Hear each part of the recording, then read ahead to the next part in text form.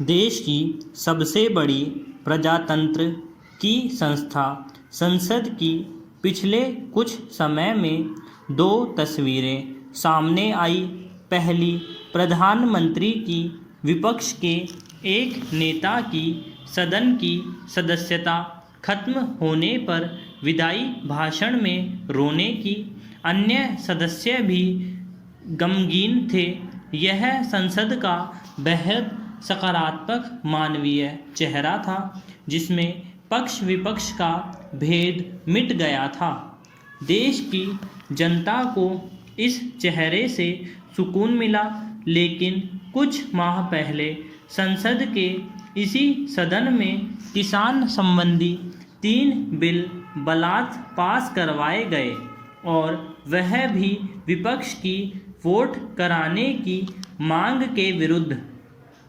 बिलों पर व्यापक चर्चा करना तो छोड़िए, ये तीनों बिल परंपरा को ठेंगा दिखाते हुए संसदीय समिति के पास भी नहीं भेजे गए।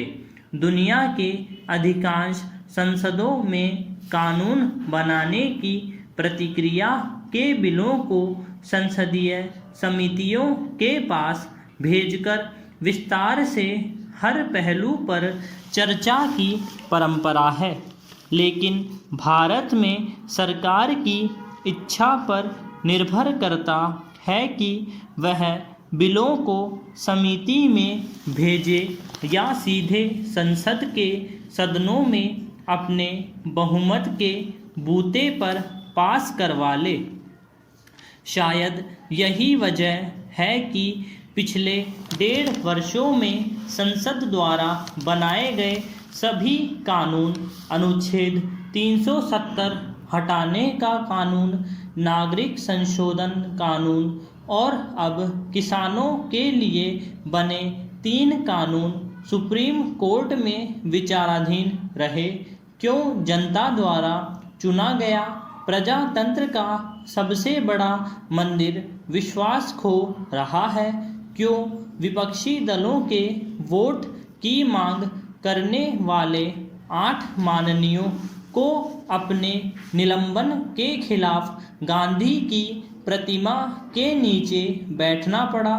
व्यक्तिगत भावना पर संस्था की गरिमा के प्रति प्रतिबद्धता हमेशा भारी पड़नी चाहिए, लेकिन देखने में आया है कि यहाँ यूपीए के दोनों काल में क्रमशः 60 और 71% बिल समितियों के पास व्यापक चर्चा के लिए भेजे गए। वर्तमान प्रधानमंत्री के पहले कार्यकाल में मात्र 25 और नए कार्यकाल में एक भी नहीं। अपने दोनों कार्यालयों में वर्तमान प्रधानमंत्री हर साल 3.6 बार संसद में बोले, लेकिन हर 3 दिन में 2 बार संसद के बाहर, जबकि मनमोहन सिंह हर साल संसद में 4.8 और वाजपेयी 11 बार बोले।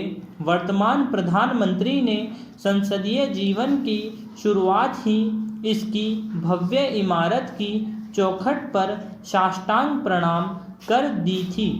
आंसू दंडवत होना सकारात्मक है, लेकिन संसदीय परंपराओं की अनदेखी करना इसका विरोधाभासी